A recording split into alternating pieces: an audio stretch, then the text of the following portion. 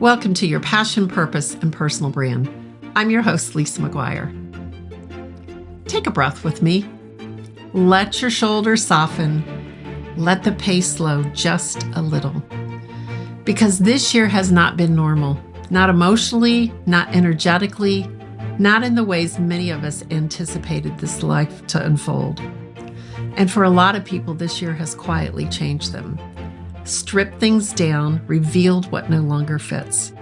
And as we come to the close of this year, I want to ask you a simple but very powerful question. What is it that you are running from?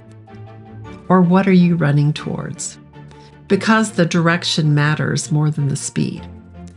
There's a phrase that's been tossed around a lot lately, and it goes something like this. You're seeing this because you're entering the biggest comeback of your life. And at first glance, that sounds motivating, doesn't it? Hopeful, maybe even encouraging. But I want to slow that down for a moment because most of us have been taught that a comeback means returning to who we were, proving something, maybe fixing something that was wrong or reclaiming an old version of success. But real comebacks don't work that way. A real comeback isn't a return. It's a reconstruction. It's not about going back.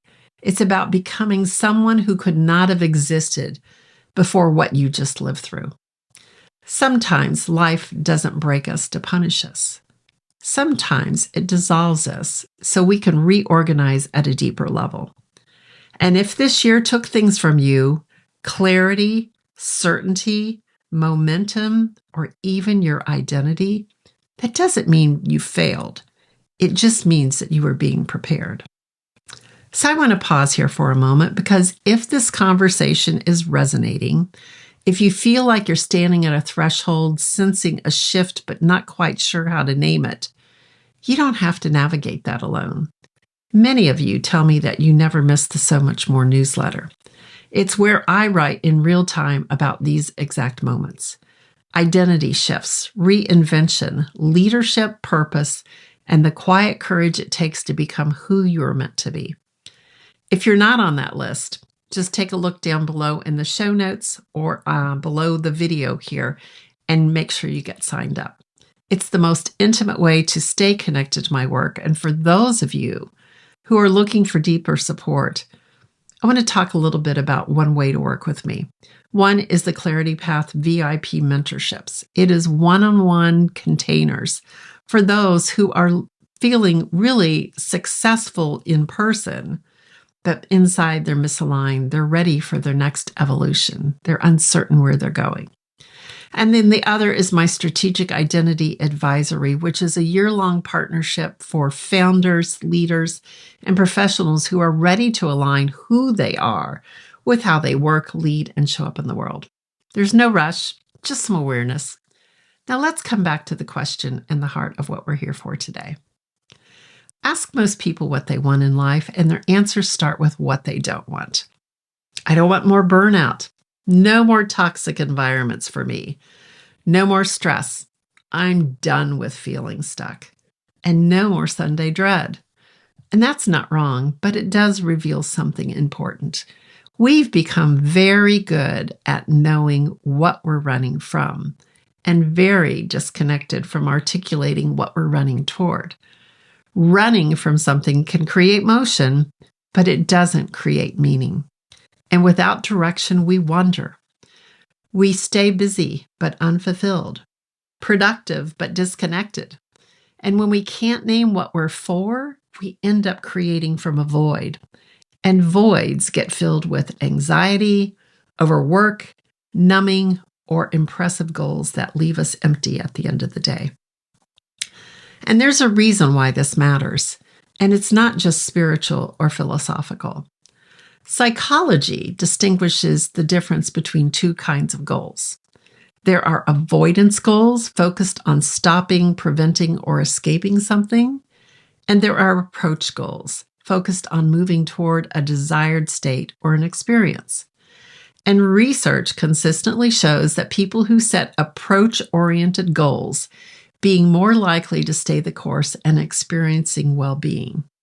Not because they're more disciplined, but because their nervous system responds differently to direction than it does resistance. Avoidance keeps us alert, and approach creates orientation. Even long-term studies on New Year's resolutions show a higher success rate when people focus on what they're moving toward, especially when they're supported. In other words, what you move toward determines how sustainable your change becomes. Most goals live in what I call the do layer. Stop doing this, start doing that, fix the habit, change the behavior. But lasting change doesn't begin with doing. It begins with being. Who are you becoming as you move forward? This year forced many of us to confront a difficult truth. We were holding on to who we used to be because hiding felt safer than becoming. For me personally, this year marked end of cycles for things like always feeling like I was behind, looking backwards at where I'd been instead of forward to where I was going, carrying responsibility and saying yes to more and taking on that added weight, putting myself last and silencing parts of who I am because I didn't feel like I deserved to have a voice at the table. And I've started with new cycles rooted in things like listening, grounding, honoring my body, choosing presence over pressure, and recentering my purpose. Now that shift, it's not loud, but it is foundational. And we can't control what next year brings. We have no idea, but we can control some things. We can control what we allow into our field. We can set up energetic boundaries. We can control what stories we are telling ourselves and how we respond instead of react. We can control what we practice daily. Direction isn't chosen once. It's chosen again and again, every day and every moment. And the most powerful question to end this year with isn't what do I need to fix?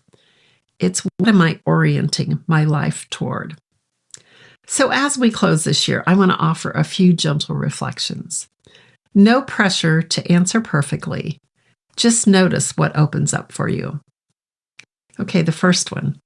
What are you no longer willing to run from? What feels quietly true about what you're running toward? And finally, who do you become when you stop abandoning yourself? This isn't about a resolution. It's about a reorientation. And that choice doesn't belong to January 1st. It belongs to now and every day thereafter.